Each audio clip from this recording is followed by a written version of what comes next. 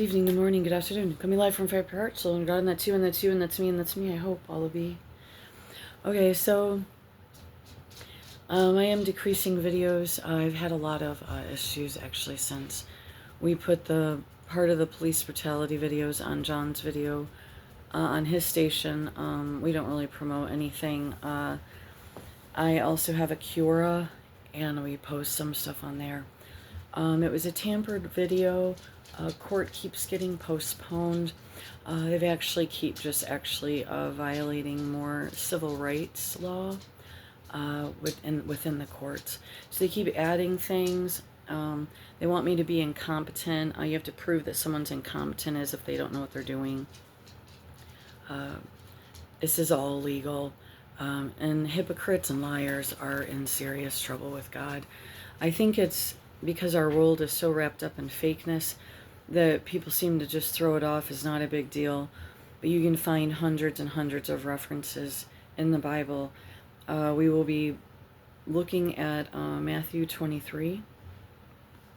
This goes into a little more of such situations. Jesus characterizes the Pharisees. It discusses who we give our honor to. There are some things in here that actually clearly state that we are not to call any other human man a father as if we were referring to our Father in heaven. That is around the verses of 30.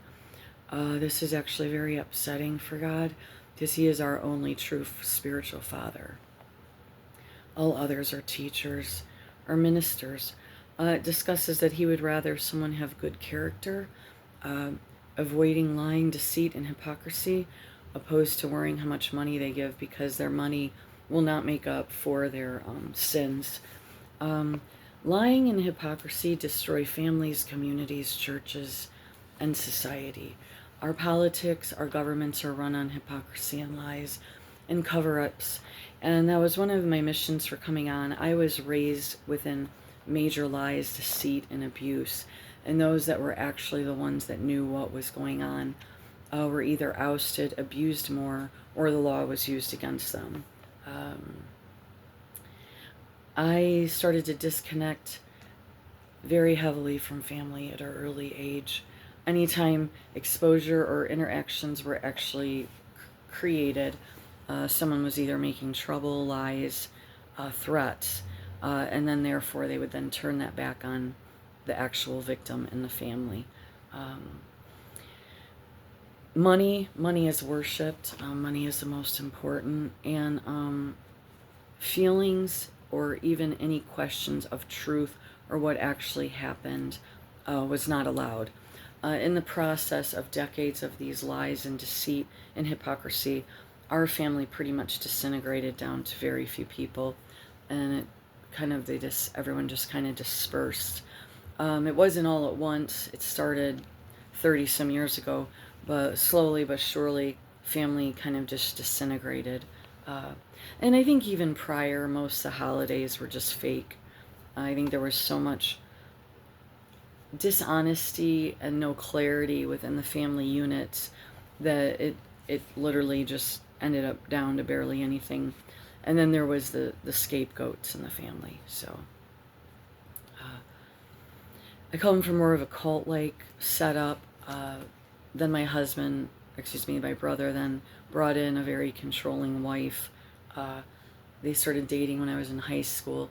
I wanted to stay overseas. I was around 15, going on 15 or somewhere in that age bracket. And really, quite frankly, the destruction that my family put on my life, not only my social life, but relationships.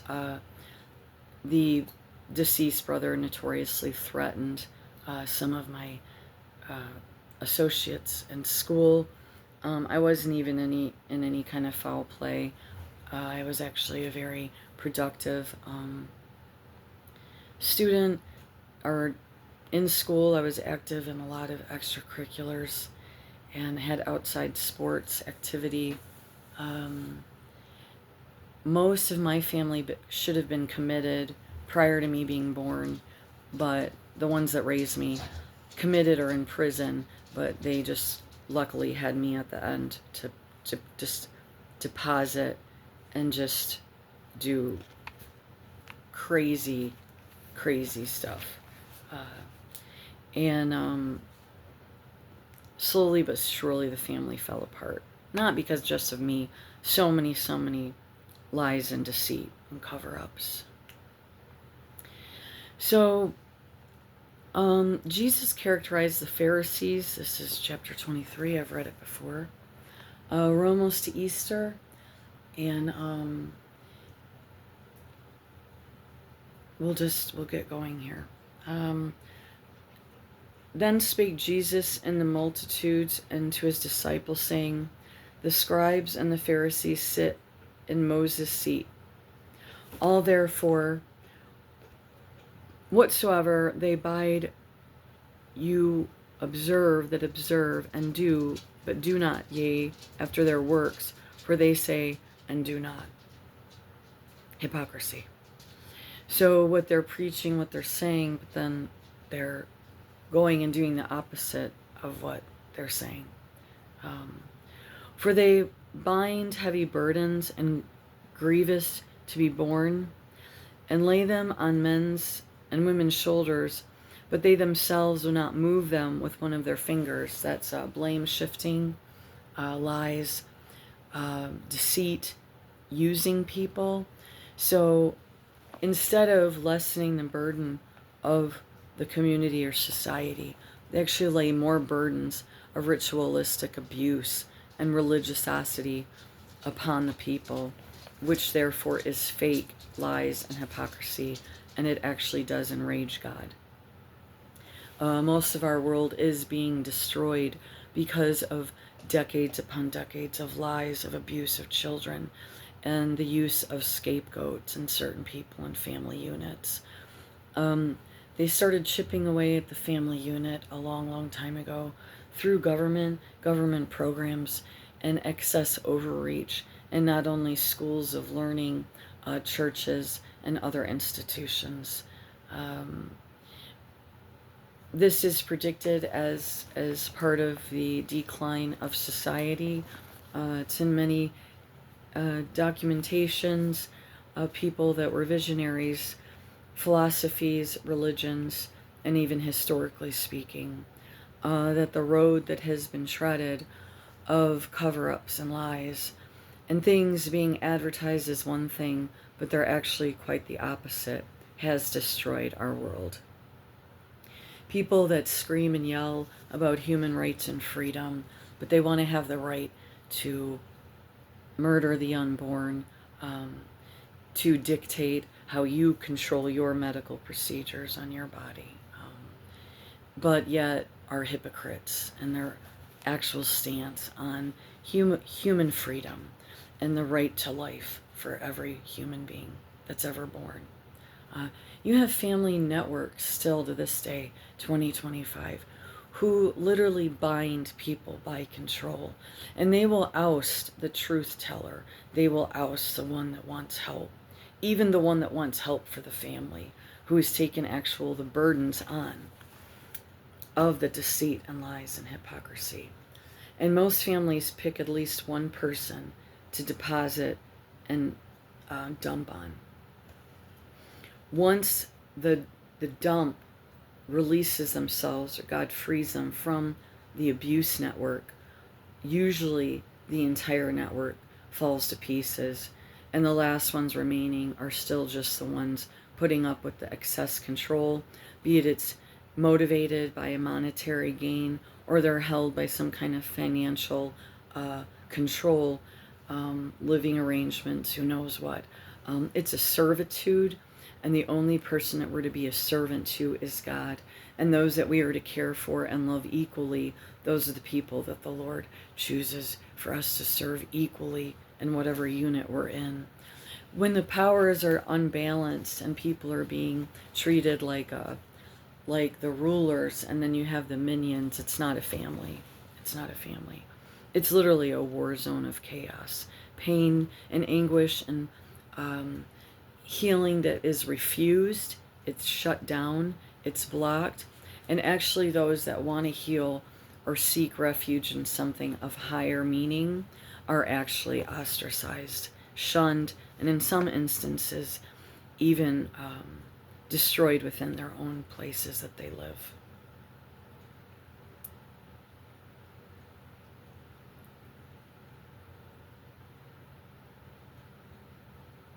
Verse 5, but all their works they do for to be seen of men and women, meaning boasting of their good works. They make broad their philosophies, and enlarge the borders of their garments, and love the uppermost rooms at feasts and the chief seats in the synagogues, and greetings in the markets, and to be called of men, Rabbi, Rabbi. But be not ye called Rabbi, for one is your master, even Christ, and all ye are brethren and sister. And call no man your father upon the earth, for one is your Father which is in heaven. Neither be ye called masters, for one is your master, even Christ. But he that is greatest among you shall be your servant. Leader, teachers. And whosoever shall exalt himself shall be abased, and he that humble himself shall be exalted. Jesus condemns the Pharisees. But woe unto you, scribes and Pharisees, hypocrites, for you shut up the kingdom of heaven against men and women. For ye neither go to yourselves, neither suffer ye them that are entering to go in. External, mobbing, judging one, ostracizing, shunning, those things. That's what this is discussing. But yet, that very group or person, entity, organization refuses to reflect in any sort of honesty at all. This is an epidemic. People make light of it. White lies, this lie, big lies, that little lie. I've never seen anything destroy a family network more than lies and deceit, cover-ups. It literally causes every last-born offspring to struggle when it's generational lies and deceit. The last generations, the kids are usually a rambling mess, high levels of anxiety, depression, other mental ailments, or any number of dark situations to contend with that were passed down through the lies and deceit in the bloodline. People don't realize how devastating it is. It causes isolation, fragmentation, and ideation of giving up and hopelessness. Humans by nature are community-based. We want a tribe. We desire family.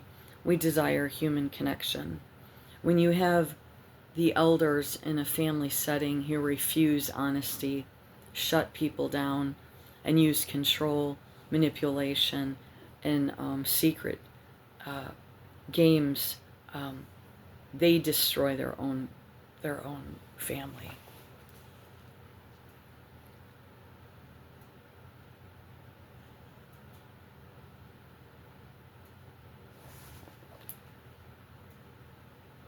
Jesus condemns the Pharisees. Okay, so this will discuss, and it's all over the Bible from beginning to end, the upset, because it isn't just about the lies. It's that they're using God, his name, his banner of what he stands for, and they're twisting it and turning it and making it for their own benefit. Jesus condemns the Pharisees. But woe unto you, scribes and Pharisees, hypocrites, for you shut up the kingdom of heaven against men. For you neither go in yourselves, neither suffer ye them that are entering to go in. I repeated. Woe unto you, scribes and Pharisees, hypocrites, for you devour widows' houses, and for repentance a pretense. Make long prayers, therefore ye shall receive the greater of damnation. So they devour victims in all the sense of still standing there and praising themselves. For instance, one of our political leaders right now discussed the vital importance of the Constitution, our Bill of Rights, free speech, free expression, which involves choice in religion, how we live, where we go, and our autonomy. And they're making threats now to the other side, just like the hypocrites of the last party. Let me just go back and forth. And the hypocrisy has gotten to such a level that our entire country is burning down, blowing up, tornadoes, volcanoes, you name it, and it's not going to get any better, by the way. It's actually, by the end of this week, it'll be so bad, we'll all wonder if we wake up or if it's over and we're on the judgment seat with the Lord. And by the way, Jesus is true children. We are judged every day because we ask the Lord to judge us. We ask to be exposed to our Father in heaven, to do the best that we can do. It doesn't mean that we're going to ever get it right. There's always plenty more that is uncovered that needs to be worked on. But I'm sure we're judged in some respect. There's all different theories, but God's children, we are in communion with Him on a daily basis. The actual major judgment of hellfire is a different situation. We've escaped hellfire.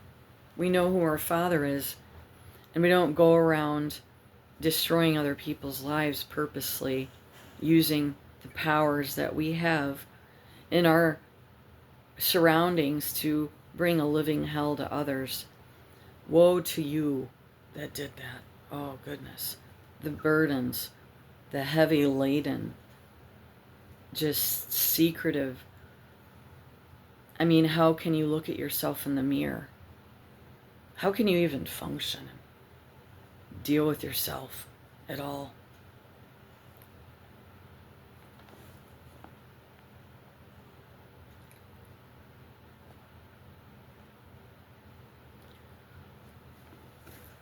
Woe unto you, scribes and Pharisees, the one about the victims. Woe unto you, scribes and Pharisees, hypocrites. This is 15.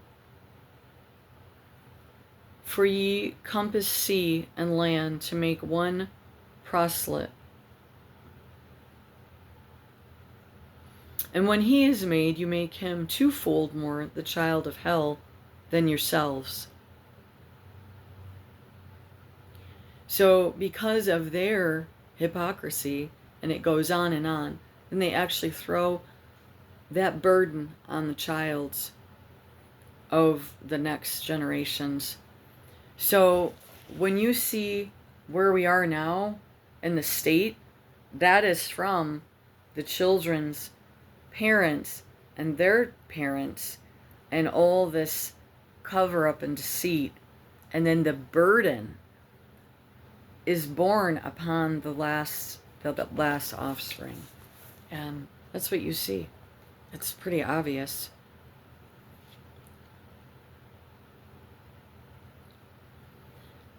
(16) 16. Won't you, ye blind guides, which say, whosoever shall swear by the temple, it is nothing but whosoever shall swear by the gold of the temple, he is a debtor. Ye fools and blind, for whether is greater the gold or the temple that sanctifieth the gold? And whosoever shall swear by the altar, it is nothing, but whosoever sweareth by the gift that is upon it, he is guilty. You fools and blind, for whether is greater the gift or the altar that sanctifieth the gift? Repeated. 20. Whosoever therefore shall swear by the altar sweareth by it, and by all things thereon.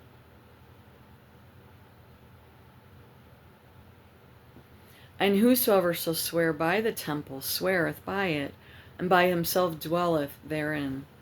And he that shall swear by heaven swears by the throne of God, and by him that sitteth thereon.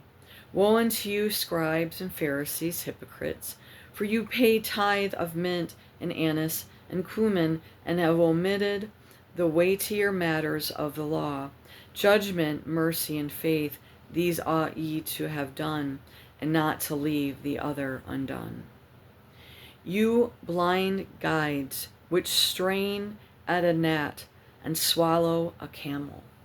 Woe unto you, scribes and Pharisees, hypocrites! For you make clean the outside of the cup and of the platter, but within they are full of extortion and excess.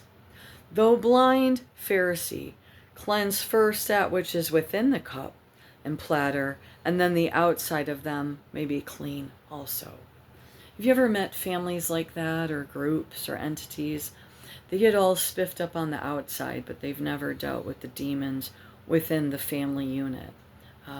They'll try to pretend that things never even happened in the past, like a complete oblivion, a fully conscious, aware amnesia that they pass on to their children.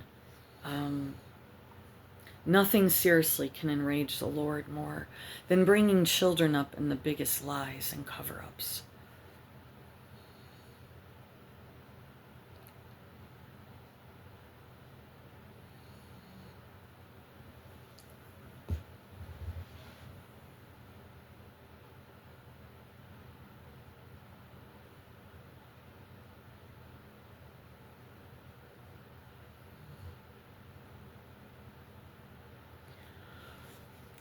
(27 of 23). And we're going to wrap it up here quick. Woe unto you, scribes and Pharisees, hypocrites!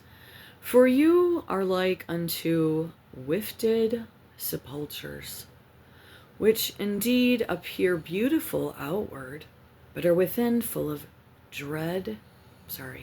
dead men's bones, and of all uncleanness. That's how he sees you. Your lies, your fakeness, all you are is a big bag of dead bones to him. His patience and grace is long-suffering. But when you have a government that's now flip-flopping and being just as much a hypocrites as the latter, it's just really disturbing. Free speech, free expression is what it is. The one group can say whatever they want about the group that's running right now, because honestly, you guys have already been hypocrites about 1,000 times over in 3 months, with, yes, some splashy affairs that are helpful but could have been done eons ago. It's just that enough people started to put added pressure, because you've taken nearly everything from them, and you're destroying the last standing farmers and anything wholesome of mom and pop oriented produce of food or goods.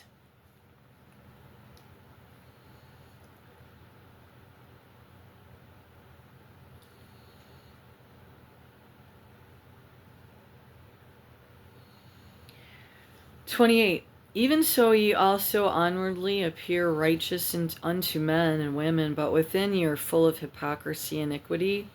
Woe unto you! And woe unto you is not a joke. Like, whoa, it's not like, hey, whoa, hold it up. It's like, your butt is going to be more burning than it was prior in hell. I mean, it's really, really upsetting for him. It was the main reason why Jesus came to the earth. They got it so misconstrued now, you wouldn't even know who was Jesus? Buddha? I mean, that's literally what I see. It's like, nobody even knows why Jesus came. He thought he came just so that we could pamper the heroin addict on the alley and give him free food while he's injecting pure poison into his veins and has no idea what level of fentanyl is in it to maybe make him drop dead before he even gets the full syringe in his arm outletted. It's very disturbing. I'm not saying we don't love the brokenhearted, but like the fact that the message has been so far off, it's so far off from what Jesus ever intended.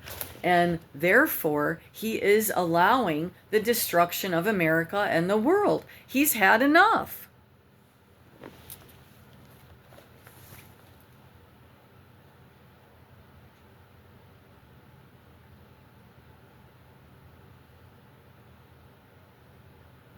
The very people that people blame for families and churches and communities being destroyed, the very people that blame the one groups or the one person, are the very ones making the monstrously disgusting, putrid corruption of every community on the face of the earth.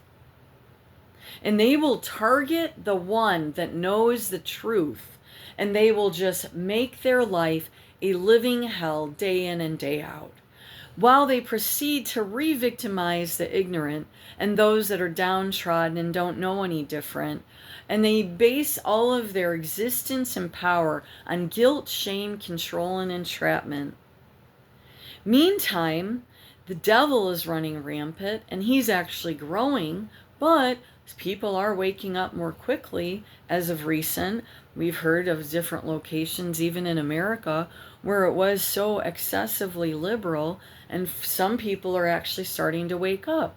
I guess it took their houses being burnt to the ground and losing absolutely every bit of everything, because you know what? That's literally how God has to deal with some of us sometimes.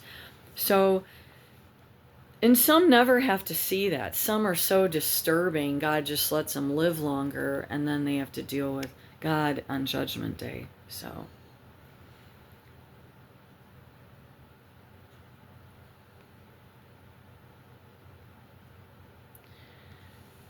woe unto you, scribes and Pharisees, because ye build the tombs of the prophets and garnish the sepulchres of the righteous, and say, if we had been in the days of our fathers, we would not have been partakers with them in the blood of the prophets. But they are. Wherefore ye be witnesses unto yourselves that ye are the children of them which killed the prophets. Fill ye up the measure of your fathers, you serpents, or ye generation of vipers. How can you escape the damnation of hell?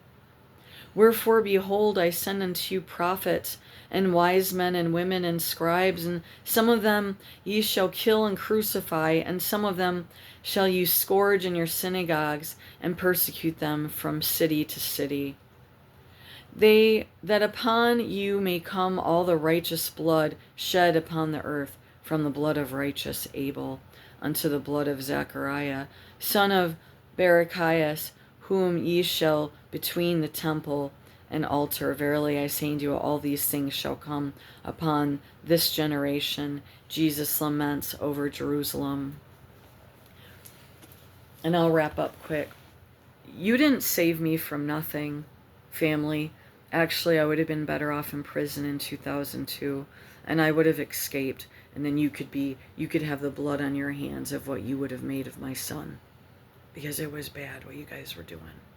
So, nobody did me any favors, actually, because I would have been able to be in prison back in 2002 and actually deal with the police brutality and actually probably get the county in more trouble about 25 years ago, 23, 24, because actually me being supposedly saved by all of your plea bargains and stuff allowed violent cops to run free, and more corruption and hypocrisy, and my family even got more demented on so many demented levels, and because I was the perfect cover, and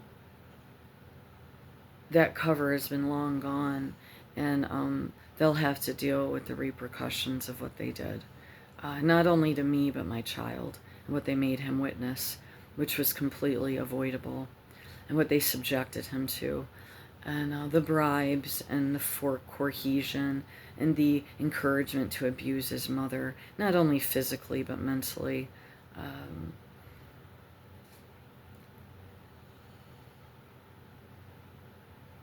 I've made peace with it for the most part, but I would never enter that den again. I'd rather die in a ditch than ever enter back into that madness. I can't even believe I stupidly stayed like I did. And if it was a legal thing, I probably would have been better off leaving the child, because I could have avoided a lot more legal problems so pedophiles could protect themselves and hide the sins that they put upon the grandchildren. So, I do feel sorry for you and your lies and your loneliness, because you actually created it. No one else did. You created the destruction of the family. The last born didn't. So, O Jerusalem, Jerusalem, thou that killest the prophets and stone them which are sent unto thee, how often would I have gathered thy children together, even as a hen gathereth her chicken under her wings, and ye would not. Behold, your house is left unto you desolate. For I say unto you, ye shall not see me henceforth, till you shall say, Blessed he that cometh in the name of our Lord. And the temple is destroyed. One of my faves, you know that. I repeat it regularly. And we're coming very near that time, or so we're told. It's not specific of if we knew exactly when Jesus was born. It would be nice, or when he died, but it is what it is, and we do the best with what history or documents we have left. And we're inching upon Easter. I think this is going to be an extremely powerful Easter. I strongly encourage all true believers that are not involved in organized crime, harassing, and payoffs to harm specific individuals in your community. Those of you that are truly, truly golden and you don't have blood on your hands of deceit, lies, fake, and abuse upon the lowly. Please stay strong in your communities of faith and where you get your support. A lot of people are finding that some of the attacks have increased, not decreased, upon them, and they're feeling much pain and anguish from it. So please have all of the true believers in your prayer, and obviously what is our utmost, most important is those that are so lost and lost in darkness and deceit, and those that think that they're so high and mighty that they seriously find Jesus now before it is too late. Because I would hate to have to be one of you that when I'm standing judgment day and I thought I did so great because I kept knocking God's prophets and speakers down and healers and those that cared, truly cared about healing and keeping something real, sacred, and wholesomely real. Not even like wholesome, like pure, just, well, honesty, truth is the purest form of love.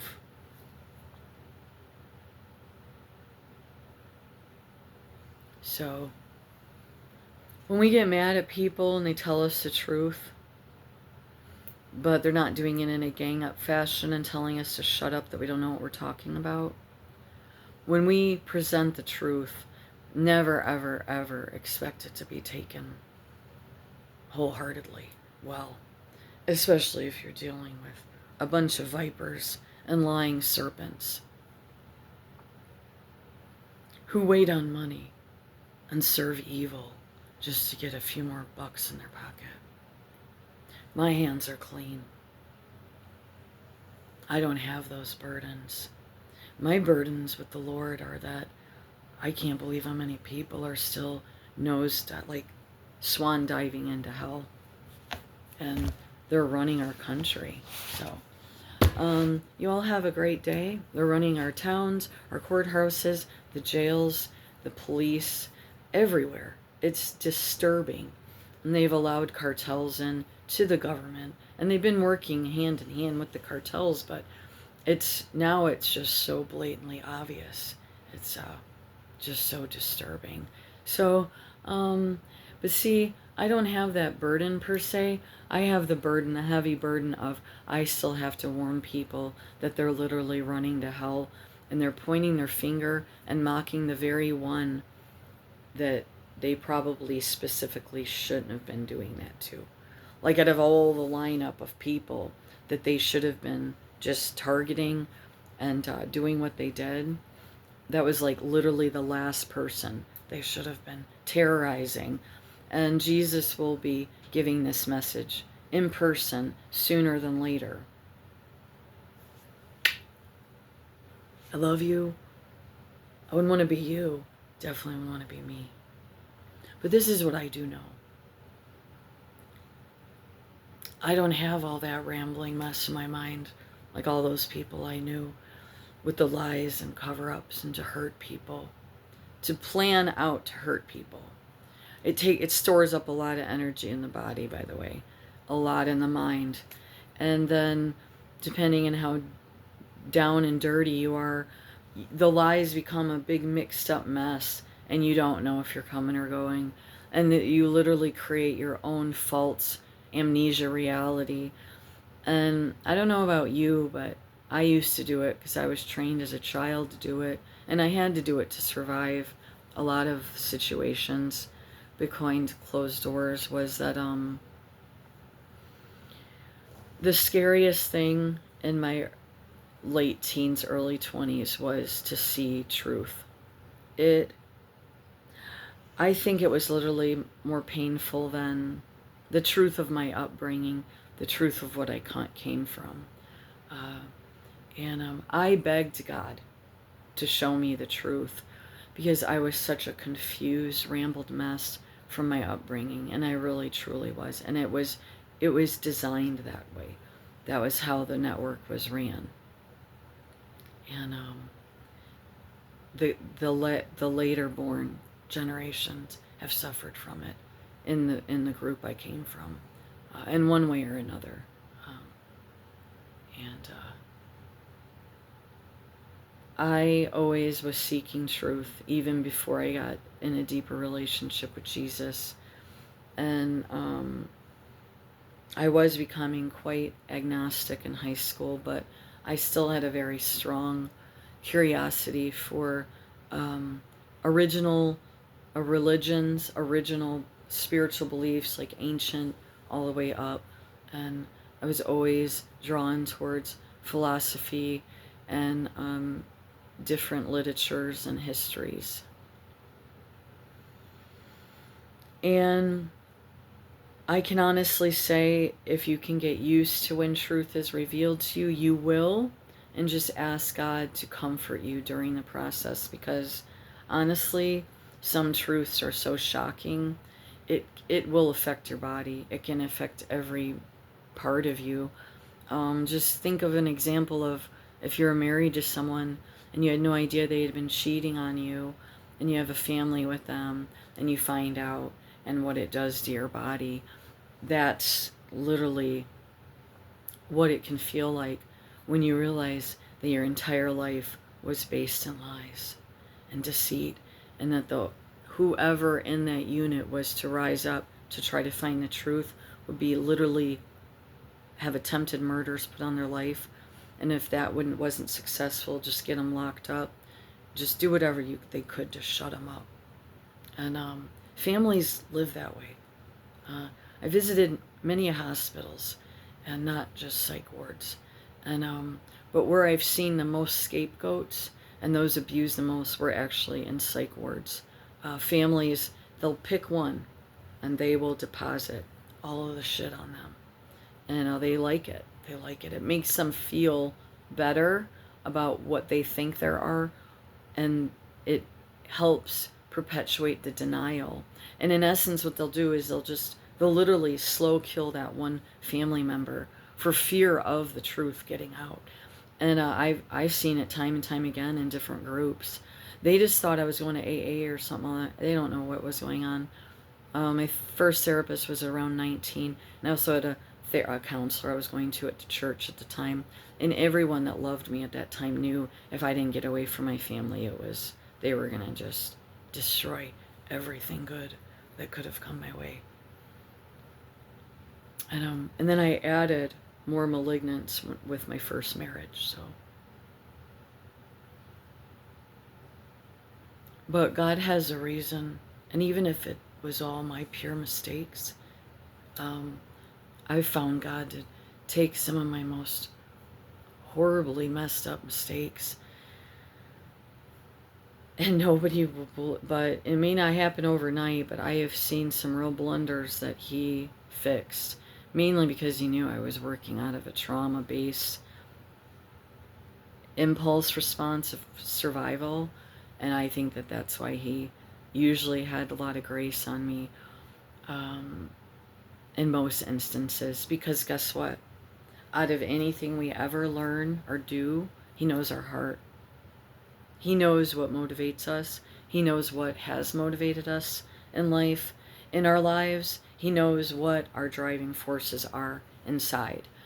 So no matter who is around you or who's trying to force you to defend or explain your position or why you love who you love, that's really no one's concern.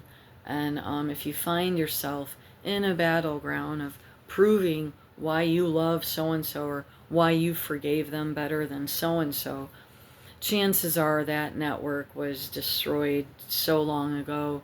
Bridging that together would be like trying to take a real automotive or train bridge that was built from ancient times and it finally disintegrated, and then you're like, well, we're going to make this bridge out of toothpicks and it's going to stick together because we're going to use Elmer glue and we're going to take our train across it and hope it doesn't fall apart.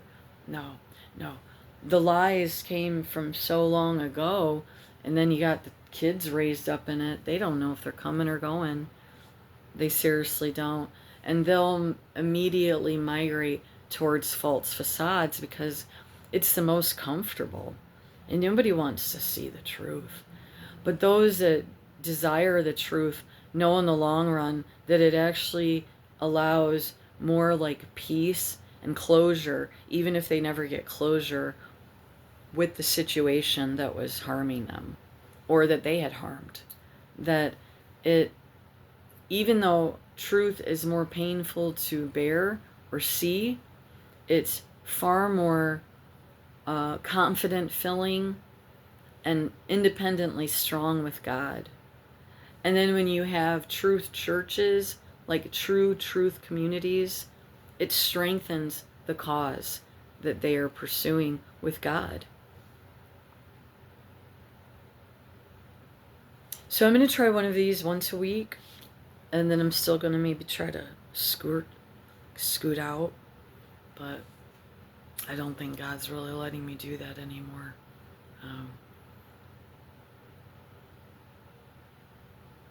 And so we'll do one of these a week, and the judges think that they're controlling court, so they keep postponing court, and they're like trying to like add things together and do all this like illegal procedures. Like you can't do that. Like you can't just keep adding, and I don't know what they're doing. So, but just so you're all you feel safe in LaSalle. They swiftly moved out the cartel. He's able to make money or do it.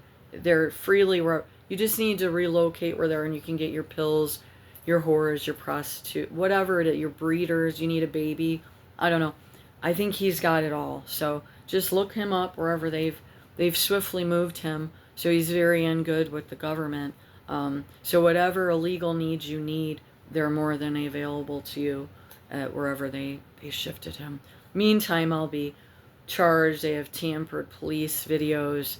They've tampered with them. And how are we going to track down the original? We won't.